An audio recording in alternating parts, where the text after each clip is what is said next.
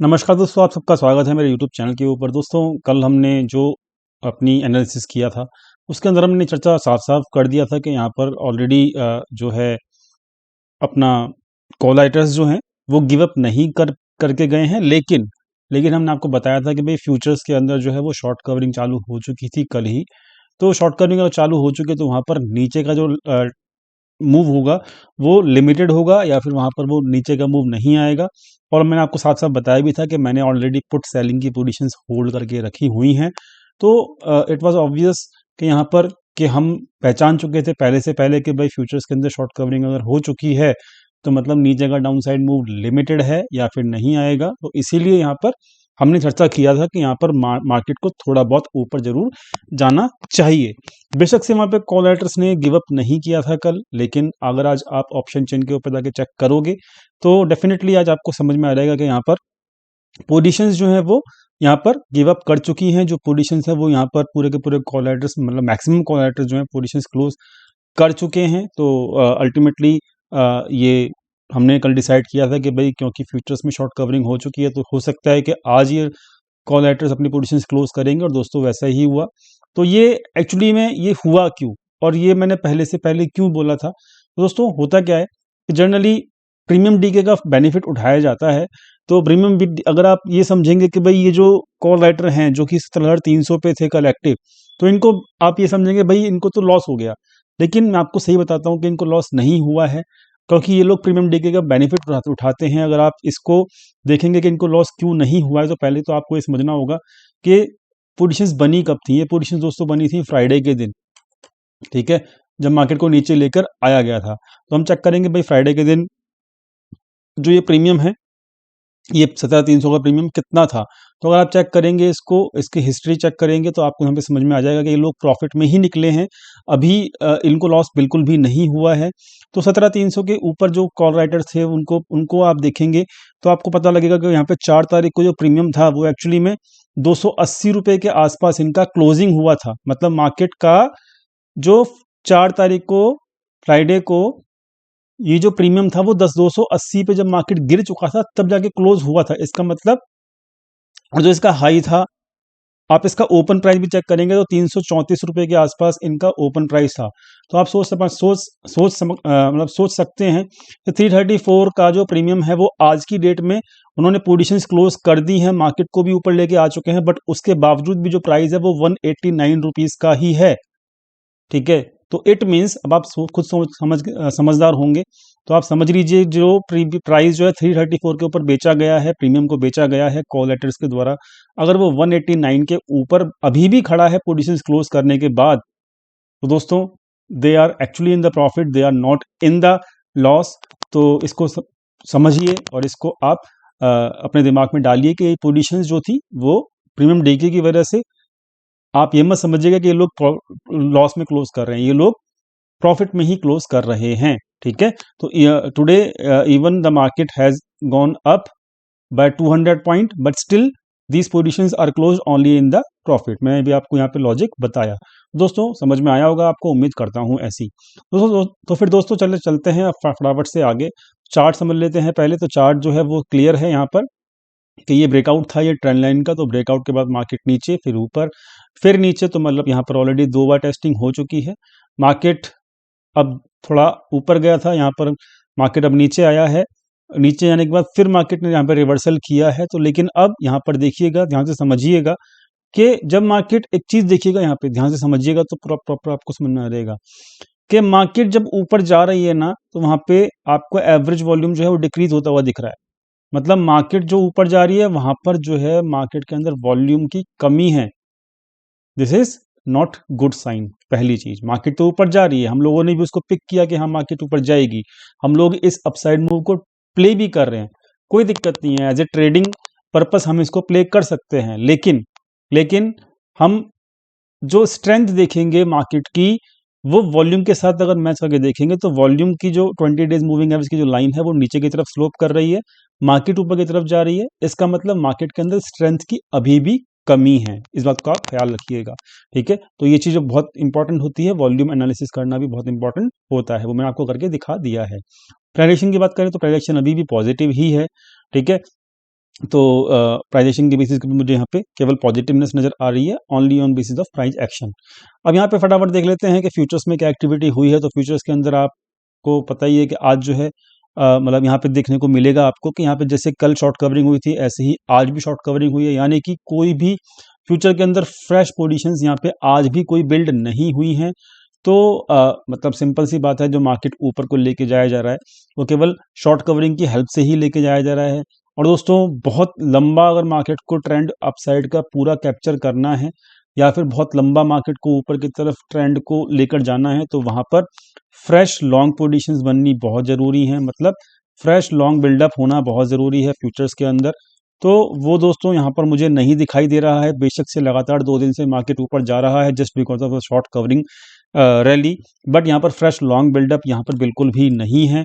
तो this is why I am telling, मैं पहले ही अभी आपको बोला चार्ट के ऊपर भी, यहाँ पर जो मार्केट ऊपर जा रही है उसके अंदर स्ट्रेंथ की अभी तक जो डाटा पॉइंट्स बता रहे हैं कि उसके अंदर स्ट्रेंथ की कमी है, साफ साफ। तो इसी को समझ के चलिएगा, ठीक है। तो ये अब स्ट्रेंथ आगे आएगी या नहीं आएगी, और आगे आने वाले दिनों के अंदर ये स्ट्रेंथ अगर नहीं आती है तो फिर दोबारा से मार्केट ऊपर जाने के बाद फिर दोबारा से मार्केट नीचे की तरफ गिरेगा। इस बात का ख्याल जरूर रखिएगा, ठीक है। चलिए, उम्मीद करता हूँ समझ में आ गया होगा हिसाब किताब आपको डाटा पॉइंट्स के हिसाब से। तो यहाँ पे शॉर्ट कवरिंग हो रही है, कोई भी फ्रेश लॉन्ग बिल्डअप नहीं हो रहा है। पुट कॉल रेशियो में भी कुछ ज़्यादा चेंजेस नहीं हो रहा है, लेकिन यहाँ पर शॉर्ट पोजीशंस क्योंकि क्लोज कर रहे हैं तो धीरे धीरे यहाँ पर जो एफ आई एस की पोजीशन है उसका रेशियो जो है वो धीरे धीरे इंक्रीज कर रहा है, जस्ट बिकॉज के वहाँ पे शॉर्ट पोजीशंस क्लोज की जा रही हैं एफ आई एस के द्वारा। यहाँ पर कोई फ्रेश पोजीशंस नहीं बन रही हैं, और जब तक फ्रेश पोजीशन नहीं बनेगी तब तक मार्केट की स्ट्रेंथ वीकनेस की तरफ रहेगी। तो ये समझ में आ गया होगा आपको। फटाफट से चेक कर लेते हैं कि अब ऑप्शन चेन क्या कह रही है। तो ऑप्शन चेन जो है वो यहाँ पर क्लियरली, क्योंकि देखिए कॉल लेटर्स पोजीशन क्लोज कर गए हैं, प्रॉफिट में हैं, मैं आपको दिखा भी दिया, समझा भी दिया। तो यहाँ पर कॉल लेटर पोजीशन क्लोज कर रहे हैं, साथ में यहाँ पर नई जो है पुट राइटिंग भी हो रही है 17,400 के लेवल के आसपास। तो यहाँ पर डेफिनेटली 17,400 का जो लेवल है वो एक सपोर्ट का काम कर सकता है कल के लिए। और वैसे भी कल जो है एक्सपायरी भी है और साथ में आरबीआई पॉलिसी भी है। तो आरबीआई पॉलिसी जो है वो 10th को होने की वजह से मार्केट में लगातार 2 दिन से जो है फ्यूचर्स के अंदर शॉर्ट कवरिंग चल रही है। तो यानी कि कोई ना कोई ये समझता है कि आरबीआई पॉलिसी का इम्पैक्ट पॉजिटिव ही होना चाहिए मार्केट के ऊपर। अब जैसा होगा, क्योंकि वहाँ पे फ्रेश पोजीशंस नहीं बनाई जा रही हैं, शॉर्ट पोजीशंस कवर की जा रही हैं।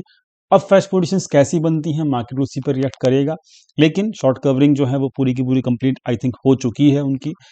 तो यहाँ पर यही एक्सपेक्टेशन है, अगर शॉर्ट्स कवर किए जा रहे हैं अहेड ऑफ आरबीआई पॉलिसी, तो इट मीन्स कि यहाँ पर आरबीआई पॉलिसी पॉजिटिव रहने की पूरी पूरी उम्मीद उम्मीद है। और यहाँ पर फ्रेश पुट राइटिंग भी ऐड की गई है। तो यहाँ पर अल्टीमेटली जो सेंटिमेंट है मार्केट का वो पॉजिटिव ही है, अभी भी बायस जो है वो पॉजिटिव है मार्केट का अभी भी। तो यहाँ पर फ्रेश पोजीशंस तो नहीं बनी, लेकिन हाँ ऑप्शंस में पुट राइटिंग की जा रही है, so it is good. Option chain जो है वो यहाँ पर बुलिश नज़र आ रही है। तो यहाँ पर सिंपल सी बात है, प्राइस यहाँ पे बुलिश है, ऑप्शन चेन वहाँ पर भी ऑप्शन चेन भी बुलिश है। वॉल्यूम यहाँ पर नहीं है वो मतलब बिना वॉल्यूम के, मतलब आई विल से कि ये वीकनेस है। फ्यूचर्स में शॉर्ट कवरिंग हो रही है तो मतलब कोई फ्रेश पोजीशंस नहीं बन रही है, तो वो भी एक वीकनेस का इशारा दे रही है। तो मतलब मार्केट अब हमको समझ में आ चुका है अल्टीमेटली टोटल कि मार्केट ऊपर तो जा रहा है, लेकिन जस्ट बिकॉज कि वहाँ पर ये मार्केट ऊपर जो जा रहा है ना वो स्ट्रेंथ के साथ नहीं जा रहा है, इसका आप ख्याल जरूर रखिएगा। और अभी कल के लिए जो मार्केट है वो अभी ऑप्शन चेन के बिहाफ के ऊपर, फ्यूचर के बिहाफ के ऊपर मैं यहाँ पे नहीं बोलूंगा, केवल और केवल ऑप्शंस के बिहाफ के ऊपर यहाँ पर थोड़ा सा मार्केट के अंदर अपसाइड मूव अभी भी बाकी है। तो कल के लिए मार्केट थोड़ा सा बुलिशनेस रहने की उम्मीद है। अब यहाँ पर डाटा पॉइंट्स हमने चेक कर लिया, स्ट्रेंथ चेक कर ली मार्केट की।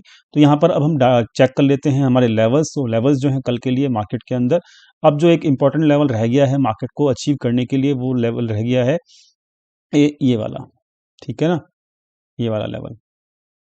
तो ये लेवल जो निकल के आ रहा है वो 17,620 के आसपास लेवल निकल के आ रहा है। तो अब अगला रेसिस्टेंस यहीं पर मिलेगा, 17,620 के आसपास ही एक अगला रेसिस्टेंस मिलने की उम्मीद है।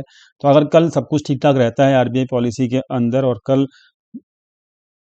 जैसा भी डाटा है उसके हिसाब से मार्केट रिएक्ट करता है, तो आसानी से मार्केट 100 से 200 मतलब यहाँ तक पहुँचने की पूरी पूरी कोशिश कर सकता है, ठीक है। इस बात का आप ख्याल रखिएगा, और जो भी लाइव पोजीशंस की, लाइव डाटा की इंपॉर्टेंस होती है उसको आप अगर हमारे टेलीग्राम चैनल के ऊपर जुड़े हुए हैं तो आपको यहाँ पे इंपॉर्टेंस पता होगी। आज भी मैंने यहाँ पे लाइव मार्केट टेलीग्राम चैनल के ऊपर बोला था कि डाटा जो है पॉजिटिव है, डरने की ज़रूरत नहीं है। तो आपने चेक भी किया कि मार्केट नीचे तो बिल्कुल नहीं गई, मार्केट ऊपर के लेवल के ऊपर जाकर ही क्लोज़ किया है। तो लाइव डाटा की इंपॉर्टेंस समझनी है या जानना है लाइव डाटा के हिसाब से मार्केट कैसा चल रहा है, तो आप टेलीग्राम चैनल ज्वाइन कर सकते हैं, लिंक डिस्क्रिप्शन में दिया हुआ है। दोस्तों फटाफट से बैंक निफ्टी चेक कर लेते हैं। बैंक निफ्टी की क्या सिचुएशन है दोस्तों। बैंक निफ्टी जो है वो कल मैक्सिमम टाइम वॉलेटाइल ही रहेगा, इस बात को समझ के चलिएगा, क्योंकि यहाँ पर मार्केट के अंदर जो इंटरेस्ट रेट्स का ऊपर जो डिसीजन होता है वो फाइनली बैंक्स को ज़्यादा इम्पैक्ट करता है, इस बात को आप समझिएगा। तो बैंक निफ्टी कल ज़्यादा वोलेटाइल रहेगा। साथ में आप यहाँ पे जा कर सकते हो कि इसमें भी जो है वॉल्यूम वो डिक्रीज कर रहा है और मार्केट थोड़ा ऊपर जाने की कोशिश कर रहा है। तो यहाँ पे सिंपल है, वॉल्यूम डिक्रीज करे और मार्केट ऊपर जाए तो मतलब वो स्ट्रेंथ नहीं है वहाँ पर अभी भी। बट फिर भी मार्केट के अंदर ये अभी प्राइस के बेसिस के ऊपर इसमें भी बुलिशनेस बरकरार है। तो यहाँ पर जो अल्टीमेट अब टारगेट बचा है वो ये बचा है 38,900 के आसपास, और 38,900 के ऊपर क्लोजिंग मिलनी बहुत ज़रूरी है अगर मार्केट को अब फर्दर ऊपर जाना है। तो 38,900 का टारगेट पहला टारगेट रहेगा, और अगर इसको ब्रेक करता है तो डेफिनेटली मार्केट के अंदर एक अगला ओपन टारगेट हो जाएगा, वो जो रहेगा वो 39,200 के आसपास रहेगा। तो इस बात का ख्याल रखिएगा, 38,900 के ऊपर क्लोज करेगा मार्केट तभी हम यहाँ पर 39,300 के ऊपर प्ले करेंगे, अदरवाइज यहाँ पर रेसिस्टेंस मिल सकता है कल मार्केट के लिए। तो लेवल्स आपको समझ में आ गए, मार्केट की स्ट्रेंथ है कि नहीं अभी। तो ऑप्शंस के बेसिस के ऊपर केवल हम बोल सकते हैं कि स्ट्रेंथ है, ऊपर मार्केट जा रही है तो ये बहुत ज़्यादा स्ट्रेंथ नहीं है, लेकिन इंट्राडे बेसिस के ऊपर स्ट्रेंथ है केवल। एक लार्जर टाइम फ्रेम के अंदर अगर हम ट्रेंड को देखेंगे तो ट्रेंड बहुत ज़्यादा वीक, मतलब बहुत ज़्यादा स्ट्रेंथफुल नहीं है, तो इसको मैं वीक ही कहूँगा। जो एक स्विंग ट्रेंड की बात कर रहा हूँ मैं, इंट्राडे बेसिस के ऊपर यहाँ पर मार्केट बुलिश रह सकती है, लेकिन जो एक स्विंग ट्रेंड होता है, जैसे कि ये वाला एक यहाँ से मार्केट ने एक स्विंग लिया तो यहाँ पर वॉल्यूम था, तो ये क्या था, एक ये अच्छा स्विंग बुलिश ट्रेंड था, स्ट्रेंथ वाला था, ठीक है। यहाँ से मार्केट ने पलटी मारी तो यहाँ पर भी देख सकते हो आप वॉल्यूम था, लेकिन जब मार्केट यहाँ से पलटी मारा तो यहाँ पर वॉल्यूम नहीं है। तो ये वाला जो स्विंग ट्रेंड था ये पॉजिटिव था, बुलिश था, अच्छा स्ट्रेंथफुल था। फिर यहाँ से पलटी मारी तो ये वाला जो स्विंग ट्रेंड था अपसाइड की तरफ, ये भी पॉजिटिव था, वॉल्यूम के साथ था, लेकिन यहाँ पर फिर दोबारा जब पलटी मार रहा है तो यहाँ वॉल्यूम मिसिंग है। ये बात आप समझ के चलिएगा, निफ्टी के अंदर भी बैंक निफ्टी के अंदर भी। तो इंट्राडे बेसिस के ऊपर हो सकता है वो बुलिश हो सके, लेकिन ये अगर ऐसा ही रहा, वॉल्यूम डिक्रीज रहा और मार्केट ऊपर जाता रहा तो ये बहुत जल्दी रिवर्स भी कर जाएगा, इस बात का भी ख्याल जरूर रखिएगा। उम्मीद करता हूँ लर्निंग मिली होगी, उम्मीद करता हूँ यहाँ पे सबको समझ में आ गया होगा, मार्केट की स्ट्रेंथ से लेके मार्केट की डायरेक्शन और मार्केट का हालचाल समझ में आ गया होगा। दोस्तों वीडियो समझ में आई, पसंद आए लाइक जरूर कीजिएगा, दोस्तों के साथ शेयर कीजिएगा, चैनल को सब्सक्राइब करना मत भूलिएगा। टेलीग्राम चैनल का लिंक डिस्क्रिप्शन में दिया हुआ है। Thank you so much for watching this video. Thank you.